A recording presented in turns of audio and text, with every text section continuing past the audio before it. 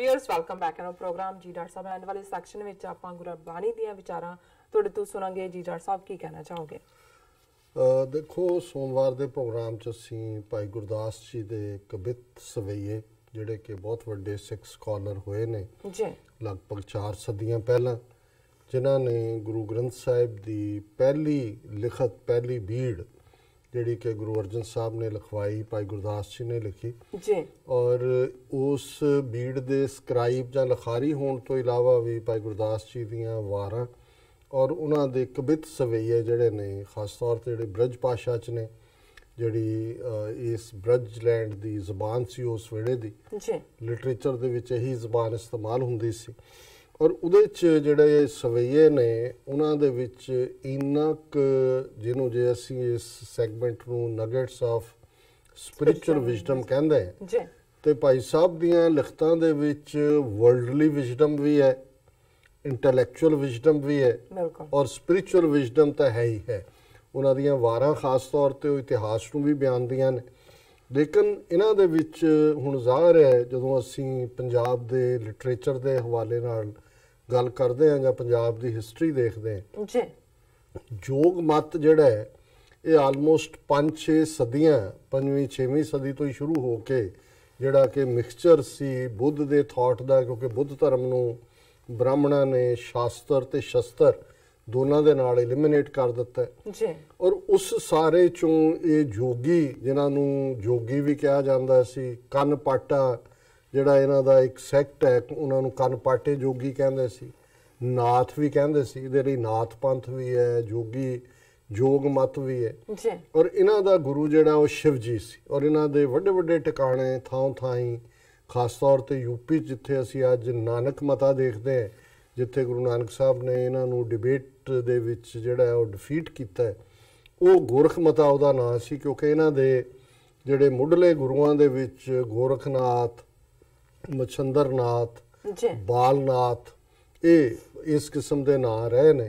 और क्योंकि फिर जिहड़ा जोगी कंटीन्यू रहे वो भी अपने आप नूं गोरखनाथ और मच्छंदरनाथ ही कहंदे रहे, इसलिए कई वारी भुलेखा हुंदा। और पंजाब के कॉन्टैक्ट जदों असीं देखते हैं इन्हां दे 2 वड्डे टिकाणे जिहड़े ने, एक तो अचल बटाले जिक्र हुंदा है जिहड़ा बटाले दे नेड़े है, जिथे 5वीं उदासी जदों गुरु नानक साहब दी करतारपुर तो आके जिथे उन्होंने जोगियां दे नाल गलबात कीती और उत्थे अचल बटाले च शिवरात्रि दे मौके, क्योंकि जोगियां दा गुरु शिव है, बड़ा वड्डा मेला लगता सी और गुरु नानक साहब उत्थे आए और भाई गुरदास जी की ही ये टैस्टीमनी है उन्हां दी वार दे विच कि मेला सुन शिवरात दा बाबा अचल बटाले आई, क्योंकि उत्थे सारे जोगी ने और जोगियां दे नाल डिबेट की गल है। दूसरा जिहड़ा वड्डा टिकाणा लਹਿੰਦੇ पंजाब च जोगियां दा है झेलम डिस्ट्रिक्ट दे विच, ਉਹ टिल्ला जोगियां और टिल्ला जोगियां अज भी जिहड़ा वो आम लोगों के पहुँचण दे लई ईजी नहीं है, उत्थे जिहड़े टारगेट करके जांदा है बड़े पहाड़ी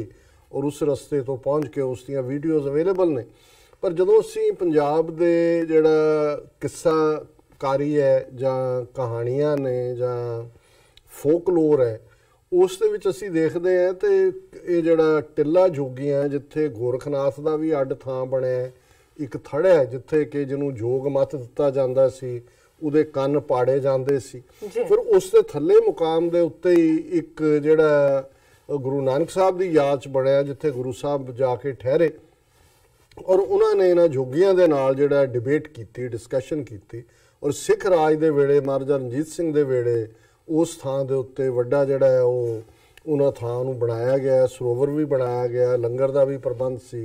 और ऐसा कहा जाता है कि 47 के पीरीयड च उत्थे हज़ारां की गिणती च जोगी रहिंदे सी टिल्ला जोगियां च, जिन्होंने एक साल पता ही नहीं लगा भी देश वंड हो गई जां की है, तो 48 दे विच वो सारे इधर आए।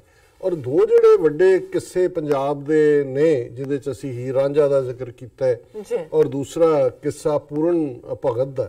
सो इन्हां दोवां दे नाल ही टिल्ला जोगियां जुड़िया है कि जदों रांझा जिहड़ा इवेंचुअली वो हीर नूं मिलना चाहुंदा है तो वो ते टिल्ला जोगियां पहुँच जांदा और गोरखनाथ नूं जिहड़ा वो कहंदा कि भी मैं जोग लैणा तो जदों उहनूं जोग उहदे कन पाड़ के उहनूं जोगी बना दिंदा है तो फिर उहनूं कहंदा कि भी हुण तूं जिहड़ा सब तेरी अपनी उम्र दीयां भैणां ने, बाकी बच्चियां ने, मावां ने, उहने कहा मैं इस लई थोड़ी आया तेरे कोल, मैं तो ये है ਸੋ ਉਹ ਇੱਕ ਵੱਖਰਾ ਕਿੱਸਾ ਹੈ। ਲੇਕਿਨ ਵਾਰਿਸ ਸ਼ਾਹ ਦੀ ਹੀਰ ਦੇ ਵਿੱਚ ਵੀ ਅਸੀਂ ਟਿੱਲਾ ਜੋਗੀਆਂ ਦਾ ਜਾਂ ਉਸ ਦਾ ਜੋਗੀਆਂ ਦੇ ਨਾਲ ਡਿਬੇਟ ਦੀ ਗੱਲ ਕਰਦੇ ਹਾਂ ਜੀ। ਇਸੇ ਤਰ੍ਹਾਂ ਕਿੱਸਾ ਪੂਰਨ ਭਗਤ ਦੇ ਵਿੱਚ ਵੀ ਜਿਹੜਾ ਹਾਸ਼ਮ ਸ਼ਾਹ ਨੇ ਲਿਖਿਆ, ਅਸੀਂ ਦੇਖਦੇ ਹਾਂ ਕਿ ਜਦੋਂ ਉਸ ਦੀ ਮਤਰੇਈ ਮਾਂ ਲੂਣਾ ਜਿਹੜੀ ਆ ਉਹ ਝੂਠਾ ਇਲਜ਼ਾਮ ਲਾ ਕੇ ਉਹਨੂੰ ਮਰਵਾ ਦਿੰਦੀ ਹੈ ਜਾਂ ਉਹਨੂੰ ਖੂਹ 'ਚ ਸੁੱਟ ਦਿੰਦੇ ਨੇ, ਤਾਂ ਉੱਥੇ ਫਿਰ ਗੋਰਖਨਾਥ ਦੇ ਜੋਗੀ ਉੱਥੋਂ ਨਿਕਲਦੇ ਨੇ, ਉਹਨੂੰ ਸਬੂਤਾ ਕਰ ਦਿੰਦੇ ਨੇ ਤੇ ਲੈ ਜਾਂਦੇ ਨੇ, ਜੋਗੀ ਬਣਾ ਦਿੰਦੇ ਨੇ। ਫਿਰ ਉਹ ਜੋਗੀ ਬਣ ਕੇ ਵਾਪਸ ਜਿਹੜਾ ਉਹ ਆਪਣੇ ਸਿਆਲਕੋਟ ਚ ਆਉਂਦਾ।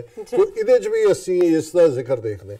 ਸੋ ਇਹ ਗੱਲਾਂ ਆਪਣੇ ਆਪ ਦੇ ਵਿੱਚ, ਔਰ ਗੁਰੂ ਨਾਨਕ ਸਾਹਿਬ ਦੇ ਫਿਰ ਅਸੀਂ ਦੇਖਦੇ ਹਾਂ ਵੀ ਕਿਵੇਂ ਜਦੋਂ ਅਸੀਂ ਗੁਰਬਾਣੀ ਦੇਖਦੇ ਹਾਂ ਤੇ ਯੋਗ ਮਤ ਨੂੰ ਕਿਵੇਂ ਗੁਰੂ ਸਾਹਿਬ ਨੇ ਇੱਕ ਰੁਕਾਵਟ ਦੱਸਿਆ ਰੂਹਾਨੀਅਤ ਦੇ ਰਸਤੇ ਦੀ, ਕਿ ਇਹ ਆਪਣੇ ਹੱਠ ਕਰਮ ਦੇ ਉਸ ਕਿਸਮ ਦੇ ਤਰੀਕਿਆਂ ਦੇ ਨਾਲ ਕਰਾਮਾਤਾਂ ਵਗੈਰਾ ਤਾਂ ਹਾਸਲ ਕਰ ਲੈਂਦਾ ਸੀ। ਉਦੋਂ ਤੁਹਾਡਾ ਕੰਸੈਂਟਰੇਸ਼ਨ ਆਫ ਮਾਈਂਡ ਹੈ, ਕਿਸੇ ਚੀਜ਼ ਤੇ ਤੁਸੀਂ ਕੁਝ ਕਰਦੇ ਹੋ, ਉਹਦੇ 'ਚ ਤੁਹਾਨੂੰ ਕੁਛ ਨਾ ਕੁਛ ਜਿਹੜਾ ਮਿਲਦਾ ਹੀ ਹੈ। ਲੇਕਿਨ ਇਹ ਜਿਹੜੇ ਰੱਬ ਦੇ ਰਸਤੇ ਤੇ ਜਿਨ੍ਹਾਂ ਦੇ ਲਈ ਪਿਆਰ ਦੀ ਦੁਨੀਆ ਹੈ, ਰੱਬ ਦੇ ਨਾਲ ਇਸ਼ਕ ਹੈ, ਮੁਹੱਬਤ ਹੈ, ਜਿੱਥੇ ਕੋਈ ਚਾਹਨਾ ਨਹੀਂ ਹੈ, ਰਾਜ ਨਾ ਚਾਹੂੰ ਮੁਕਤ ਨਾ ਚਾਹੂੰ ਮਨ ਪ੍ਰੀਤ ਚਰਨ ਕਮਰਾਰੇ, ਉੱਥੇ ਇੱਕ ਡਿਫਰੈਂਟ ਸਟੇਟ ਹੈ। ਇਸ ਲਈ ਯੋਗ ਮਤ ਨੂੰ ਫੁੱਲੀ lock stock and barrel Guru Sahib ਨੇ ਜਿਹੜਾ ਹੈ ਉਹ ਬਿਲਕੁਲ ਨੈਗੇਟ ਕੀਤਾ ਹੈ।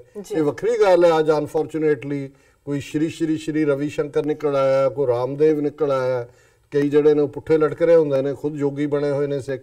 ਔਰ ਭਾਈ ਗੁਰਦਾਸ ਜੀ ਦਾ ਜਿਹੜਾ ਇਹ ਕਵਿਤ ਸਵਈ ਹੈ, ਇਸ ਪਾਸੇ ਵੱਲ ਇਸ਼ਾਰਾ ਕਰਦਾ ਵੀ ਅਲਟੀਮੇਟਲੀ ਜਿਹੜਾ ਗੁਰੂ ਨਾਨਕ ਸਾਹਿਬ ਦਾ ਸਹਿਯੋਗ ਹੈ ਉਹ ਨਾਮ ਜਪਣਾ, ਰੱਬ ਦੀ ਯਾਦ 'ਚ ਰਹਿਣਾ, ਔਰ ਇਹ ਯੋਗ ਦੇ ਉਸ ਸਾਰੇ ਰਸਤੇ ਤੋਂ ਹਟਾ ਕੇ ਜਿਹੜੇ ਕਿ 10ਵੇਂ ਦੁਆਰ ਤੱਕ ਤੁਹਾਨੂੰ ਪਹੁੰਚਾਉਣ ਨੂੰ ਹੀ ਲੈ ਕੇ 9 ਦੁਆਰਿਆਂ ਦੇ ਉੱਤੇ ਹੀ ਜਿਹੜਾ ਉਹਨਾਂ ਨੇ ਕਿੰਨਾ ਹਠ ਯੋਗ ਬਣਾਇਆ ਸੀ। ਭਾਈ ਗੁਰਦਾਸ ਜੀ ਫਰਮਾਉਂਦੇ ਨੇ, ਅਵ ਘਟ ਉਤਰ ਸਰੋਵਰ ਮਜਨ ਕਰੇ ਅਜਪਾ ਜਾਪ ਅਨਭੈ ਅਭਿਆਸੀ ਹੈ, ਕਿ ਵੀ ਇਹ ਯੋਗੀਆਂ ਦੇ ਡਿਸਿਪਲਿਨ ਚੋਂ ਨਿਕਲ ਕੇ, ਉਹ ਸਾਰੇ ਔਖੀ ਘਾਟ ਚੋਂ ਨਿਕਲ ਕੇ ਜਿਹੜਾ ਸਿੱਖ ਹੈ ਉਸ ਦੇ ਲਈ ਰੱਬ ਦੀ ਯਾਦ ਦਾ ਇਸ਼ਨਾਨ ਹੈ। ਮਜਨ ਇਸ਼ਨਾਨ ਨੂੰ ਕਹਿੰਦੇ ਨੇ। ਔਰ ਰੱਬ ਦੀ ਯਾਦ ਦਾ ਜਿਹੜਾ ਹੈ ਉਹ ਸਰੋਵਰ ਹੈ ਅਜਪਾ ਜਾਪ, ਔਰ ਉਹ ਉਹਦੇ ਅੰਦਰ ਫਿਰ ਉਸ ਰੱਬ ਦੀ ਯਾਦ ਕਿਸੇ ਐਫਰਟ ਨਾਲ ਨਹੀਂ, ਹਠ ਯੋਗ ਤਾਂ ਐਫਰਟ ਹੈ ਜੀ, ਪਰ ਪਿਆਰ ਦਾ ਖੰਡਾ ਜਦੋਂ ਖੜਕਦਾ ਉਦੋਂ ਤੁਹਾਡੇ ਅੰਦਰ ਵਾਹਿਗੁਰੂ ਜਾਂ ਅੱਲਾ ਜਾਂ ਖੁਦਾ ਜੋ ਵੀ ਜਾਂ ਰਾਮ ਜੋ ਵੀ ਹੈ ਉਹ ਪਿਆਰ ਵਸ ਨਿਕਲਦਾ। ਉਹਦੇ ਲਈ ਕੋਈ ਹਠ ਯੋਗ ਨਹੀਂ ਕਰਨਾ ਪੈਂਦਾ। ਅਨਭੈ ਅਭਿਆਸੀ ਹੈ, ਔਰ ਉਹ ਜਿਹੜਾ ਰੱਬ ਦੇ ਰਸਤੇ ਤੇ ਤੁਰਿਆ ਫਿਰ ਰੱਬ ਵਾਂਗ ਹੀ ਅਨਭੈ ਵਿਦਆਊਟ ਫੀਅਰ, ਨਿਰਭਉ ਨਿਰਵੈਰ ਜਿਹਨੂੰ ਗੁਰੂ ਸਾਹਿਬ ਨੇ ਕਿਹਾ, ਉਹਦਾ ਕਿਸੇ ਨਾਲ ਵੈਰ ਨਹੀਂ ਹੁੰਦਾ, ਉਹ ਕਿਸੇ ਤੋਂ ਖੌਫ ਨਹੀਂ ਖਾਂਦਾ। ਨਿਜਰ ਅਪਾਰ ਧਾਰ ਬਰਖਾ ਆਕਾਸ਼ ਬਾਸ ਜਗਮਗ ਜੋਤ ਅਨਹਦ ਅਬਿਨਾਸੀ ਹੈ। ਉਸ ਦੇ ਅੰਦਰ ਨਿਜਰ ਇੱਕ ਐਸਾ ਫਲੋ ਪਿਆਰ ਦਾ ਉਸ ਦੇ 10ਵੇਂ ਦੁਆਰ ਦੇ ਵਿੱਚ, ਉਸ ਦੇ ਸਾਰੇ ਵਜੂਦ ਦੇ ਵਿੱਚ ਹੁੰਦਾ ਹੈ ਕਿ ਜਿਵੇਂ ਉਸ ਮੀਂਹ ਦੇ ਨਾਲ ਉਸ ਦਾ ਸਾਰਾ ਵਜੂਦ ਰੱਬ ਦੇ ਪਿਆਰ ਦੇ ਉਸ ਨਿਝਰ ਅਪਾਰ ਦੇ ਵਿੱਚ ਜਿਹੜਾ ਉਹ ਆਨੰਦਿਤ ਹੁੰਦਾ ਹੈ। ਜਗਮਗ ਜੋਤ ਅਨਹਦ ਅਬਿਨਾਸੀ ਹੈ, ਕਿ ਉਸ ਦੇ ਅੰਦਰ ਉਹ ਜਿਹੜਾ ਅਨਹਦ ਹੈ, ਜਿਹੜਾ ਸ਼ਬਦ ਬਿਨਾਂ ਕਿਸੇ ਐਫਰਟ ਤੋਂ ਹੈ, ਉਹ ਵੱਜ ਰਿਹਾ ਉਸ ਨਾਮ ਦੇ ਆਨੰਦ ਵਿੱਚ ਹੈ। ਆਤਮ ਅਵੇਸ ਪਰਮਾਤਮ ਪ੍ਰਵੇਸ਼ ਕੈ ਅਧਿਆਤਮ ਗਿਆਨ ਰਿੱਧ ਸਿੱਧ ਨਿੱਧ ਦਾਸੀ ਹੈ। ਜੀਵਨ ਮੁਕਤ ਜਗ ਜੀਵਨ ਜੁਗਤ ਜਾਨੀ ਸਲਲ ਕਮਲ ਗਤ ਮਾਇਆ ਮੈਂ ਉਦਾਸੀ ਹੈ, ਕਿ ਉਸ ਦੇ ਅੰਦਰ ਵਾਹਿਗੁਰੂ ਦੇ ਪਿਆਰ ਦਾ ਹਮੇਸ਼ਾ ਇੱਕ ਆਵੇਸ਼ ਰਹਿੰਦਾ ਹੈ, ਕਿਉਂਕਿ ਉਸ ਦੇ ਵਿੱਚ ਰੱਬ ਬੈਠਾ ਹੁੰਦਾ ਹੈ, ਔਰ ਉਸ ਨੂੰ ਰੂਹਾਨੀ ਗਿਆਨ ਹਾਸਲ ਹੋ ਜਾਂਦਾ ਹੈ, ਅਧਿਆਤਮ ਗਿਆਨ। ਰਿੱਧ ਸਿੱਧ ਨਿੱਧ ਦਾਸੀ ਹੈ, ਜਿਹੜੇ ਜੋਗੀ ਨੇ ਜਿਹਨੂੰ ਗੁਰੂ ਸਾਹਿਬ ਨੇ ਫਰਮਾਇਆ ਸੀ ਰਿੱਧ ਸਿੱਧ ਅਵਰਾ ਸਾਧ, ਇਹ ਦੂਸਰੇ ਸਵਾਦ ਨੇ। ਸਿੱਖ ਰੱਬ ਨੂੰ ਪਿਆਰ ਕਰਨ ਵਾਲਾ ਇਹ ਦੁਨਿਆਵੀ ਇਸ ਕਿਸਮ ਦੀਆਂ ਮਿਰੈਕਲ ਯਕੀਨ ਨਹੀਂ ਰੱਖਦੇ। ਤੇ ਇੱਥੇ ਭਾਈ ਗੁਰਦਾਸ ਯਾਦ ਕਰਵਾਉਂਦੇ, ਜਦੋਂ ਰੱਬ ਦਾ ਪਿਆਰ ਆ ਜਾਂਦਾ ਹੈ ਤੇ ਫਿਰ ਜਿਵੇਂ ਬਾਣੀ 'ਚ ਹੈ ਕਿ ਰਿੱਧੀਆਂ ਸਿੱਧੀਆਂ ਤਿਸ ਪਾਛੇ ਲੱਗੀਆਂ ਫਿਰਨ ਜਿਨ ਹਰ ਨਾਮ ਪਿਆਰ, ਜਿਹਨੂੰ ਰੱਬ ਦਾ ਨਾਂ ਪਿਆਰਾ ਲੱਗਦਾ ਉਹਦੇ ਮਗਰ ਇਹ ਦੌੜਦੀਆਂ ਨੇ, ਔਰ ਉਹ ਜੀਵਨ ਮੁਕਤ ਹੁੰਦਾ। ਭਾਈ ਸਾਹਿਬ ਕਹਿੰਦੇ ਨੇ ਕਿ ਜਿਵੇਂ ਕਮਲ ਦਾ ਫੁੱਲ ਪਾਣੀ ਦੇ ਵਿੱਚ ਰਹਿੰਦਿਆਂ ਵੀ ਪਾਣੀ ਤੋਂ ਨਿਰਲੇਪ ਹੈ, ਚਿੱਕੜ ਵੀ ਹੈ ਪਾਣੀ 'ਚ, ਪਰ ਲੋਟਸ ਦੀ ਕਮਲ ਦੀ ਆਪਣੀ ਬਿਊਟੀ ਹੈ।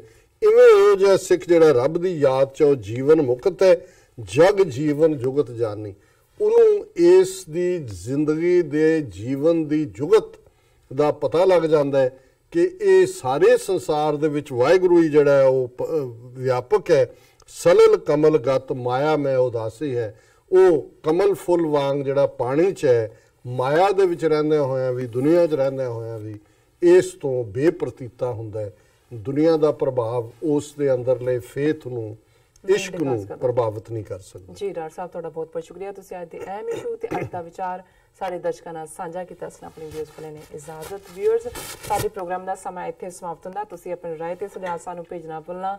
ਸਾਡੇ ਇਸ ਪਤੇ ਤੇ sos@tv84.tv ਤੇ ਅਸੀਂ ਆਪਣਾ ਪ੍ਰੋਗਰਾਮ ਲੈ ਕੇ ਫਿਰ ਦੁਬਾਰਾ ਹਾਜ਼ਰ ਹੋਵਾਂਗੇ। ਤਦ ਤੱਕ ਲਈ ਮੈਨੂੰ ਤੇ ਬਨਾਰਡ ਸਾਨੂੰ ਆਗਿਆ ਦਿਓ। ਦੇਖਦੇ ਰਹੋ TV84। ਬੁਲਾ ਦਿਓ ਫਤਿਹ।